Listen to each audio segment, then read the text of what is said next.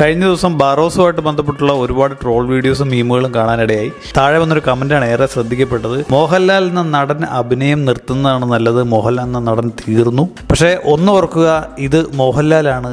മോഹൻലാൽ ഇതിലും മോശം അവസ്ഥയിലൂടെ കടന്നു പോയിട്ടുണ്ട്. പക്ഷേ അങ്ങേര് തിരിച്ചു വന്നാൽ അതൊരു ഒന്നൊന്നര വരവ് തന്നെയായിരിക്കും.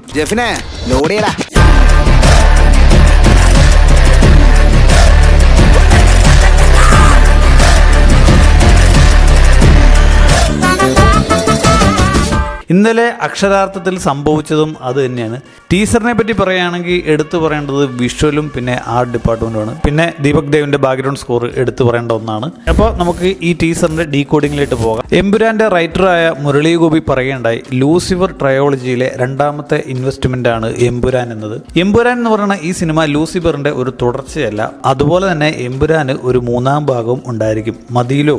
അത്രയും മതി. വർഷത്തിൽ ഓരോന്നെങ്കിലും ഇതുപോലെ കിട്ടിയിരുന്നെങ്കിൽ പ്രേക്ഷകർക്ക് ഇതൊരു നല്ല ഒരു വിഷ്വൽ ട്രീറ്റ് ആയിട്ട് മലയാളത്തിൽ നിന്ന് തന്നെ ഒരു അടാറ് സാധനം നമുക്ക് പ്രതീക്ഷിക്കാൻ പറ്റുന്നുണ്ട് എന്നുള്ള ഒരു അഭിമാനം നമുക്കുണ്ടാകും. ഇറാഖിലാണ് സിനിമയുടെ കഥ നടക്കുന്നതായിട്ട് കാണിക്കുന്നത്.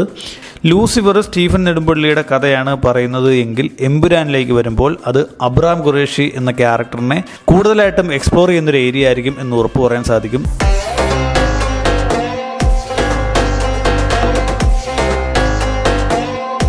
ടീസറിൻ്റെ തുടക്കത്തിൽ തന്നെ PK രാംദാസിൻ്റെ വോയിസ് ഓവറിൽ പറയുന്ന കാര്യമുണ്ട്, തകർന്നു പോകും എന്നൊരു സിറ്റുവേഷൻ വരുമ്പോൾ നീ അവനെ വിളിക്കണം.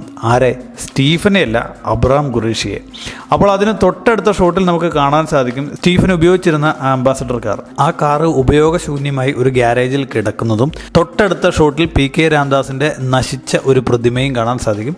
ഇതിൽ നിന്ന് മനസ്സിലാക്കാൻ സാധിക്കുന്ന ഒരു കാര്യം എന്തെന്ന് വെച്ചാൽ IUF പാർട്ടി PK രാംദാസിന് ശേഷം ജതിൻ രാംദാസിൻ്റെ കയ്യിൽ സുരക്ഷിതമല്ല. പാർട്ടിക്കും രാംദാസിന്റെ കുടുംബത്തിനും നിലനിൽപ്പില്ലാത്ത ഒരു സിറ്റുവേഷനിലൂടെയാണ് ഇപ്പോൾ കടന്നു പോയിക്കൊണ്ടിരിക്കുന്നത്. അത് മനസ്സിലാക്കി തരുന്നതിലാണ് ഈ ഷോട്ട് വെച്ചിരിക്കുന്നത്. PK രാംദാസിന്റെ ഫോട്ടോയിലേക്ക് നോക്കി ജതിൻ രാംദാസ് നോക്കിയിരിക്കുന്ന ഈ ബാക്ക് ഷോട്ട് സൂചിപ്പിക്കുന്നത് അത് തന്നെയാണ്. അങ്ങനെ തകർന്നു കിടക്കുന്ന PK രാംദാസിന്റെ കുടുംബവും IUF പാർട്ടിയും ഈ സിറ്റുവേഷനിലൂടെ കടന്നു പോകുമ്പോൾ PK രാംദാസ് പറഞ്ഞതനുസരിച്ച് ജതിൻ രാംദാസ് നേരെ സ്റ്റീഫൻ നെടുമ്പള്ളിയെ വിളിക്കുന്നു.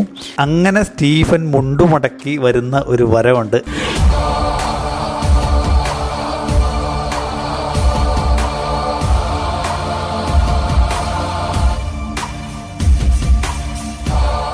അതാണ് ഈ ഷോട്ടിൽ കാണിച്ചിരിക്കുന്ന ഈ ഷെയ്ഡ് ഔട്ട് ഷോട്ട്. അതുപോലെ തന്നെ ഈ വാർ സീക്വൻസിനിടയ്ക്ക് ഈ കാണിച്ചിരിക്കുന്നത് പ്രണവാണെന്ന് പറയുന്നുണ്ട്. ഒരുപക്ഷെ അത് പ്രണവാകാൻ ചാൻസ് തീരെയില്ല.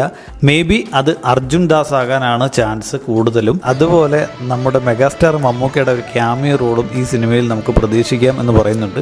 പക്ഷെ അത് റൂമർ മാത്രമാണ്. ആ റൂമർ സത്യമാകട്ടെ എന്ന് പ്രതീക്ഷിക്കാം.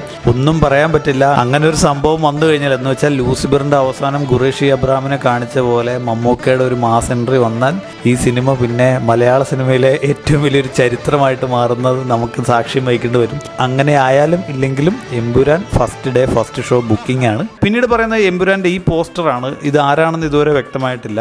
പക്ഷേ ഇതിൽ പറയുന്ന ഈ ഡ്രാഗൺ, ഈ വിഷസർപ്പത്തെ പറ്റി മുന്നമേ സ്റ്റീഫൻ ഒരു വാക്ക് പറഞ്ഞിട്ടുണ്ടായിരുന്നു. നിങ്ങൾ തിരയുന്ന ഈ വിഷസർപ്പം, ഈ ഡ്രാഗൺ, അത് ഞാൻ തന്നെയാണെന്ന് സ്റ്റീഫൻ നെടുമ്പള്ളി ഗോവർദ്ധൻ എഴുതിയ കത്തിൽ പറയുന്നുണ്ട്. പ്രിയപ്പെട്ട ഗോവർദ്ധൻ, താങ്കൾ എന്നെക്കുറിച്ച് മനസ്സിലാക്കിയതൊക്കെ നേരാണ്.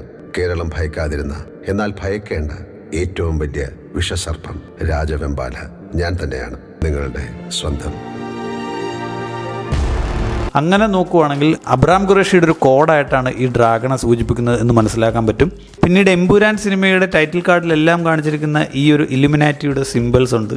ഇതിന് മുന്നേ നമ്മൾ കണ്ടിട്ടുള്ളതാണ്. അത് മറ്റൊന്നുമല്ല, ഈ സീക്വൻസ് ആണ്. ശരിക്കും പറഞ്ഞാൽ എമ്പുരാൻ സിനിമയുടെ 20% പോലും ടീസറിൽ അവർ കാണിച്ചിട്ടില്ല. ഇത്രയും കാണിച്ചിട്ട് ഇങ്ങനെ ആണെങ്കിൽ അപ്പോൾ ഫുൾ സിനിമ വരുമ്പോൾ എന്തായിരിക്കും അതിൻ്റെ അവസ്ഥ എന്നുള്ളത് നമുക്ക് ചിന്തിച്ച് നോക്കിയാൽ മനസ്സിലാകും. എന്നിരുന്നാലും നമുക്ക് വെയിറ്റ് ചെയ്യാൻ ഒരു അടിപൊളി മാസ് സിനിമ നമുക്ക് പ്രതീക്ഷിക്കാം. അപ്പോൾ എമ്പുരാൻ ലാലേട്ടൻ ഫാൻസ് ഉണ്ടെങ്കിൽ താഴെ കമൻറ്റ് ചെയ്യുക, എന്താണ് നിങ്ങളുടെ എക്സ്പെക്ടേഷൻസ് എന്നും അതുപോലെ നിങ്ങളുടെ ടീസറിനെ പറ്റിയുള്ള അഭിപ്രായം എന്താണെന്നും പറയാം. പുതിയൊരു വീഡിയോ ആയിട്ട് വരുന്നതായിരിക്കും. അതുവരേക്കും വീഡിയോ ഇഷ്ടപ്പെട്ടാൽ ലൈക്ക് ചെയ്യുക, ചാനൽ സബ്സ്ക്രൈബ് ചെയ്യുക, അതുപോലെ തന്നെ നോട്ടിഫിക്കേഷൻ ഓൺ ചെയ്ത് വെക്കുക. நான் வீழ்வேன் என்று நினைத்தாயோ?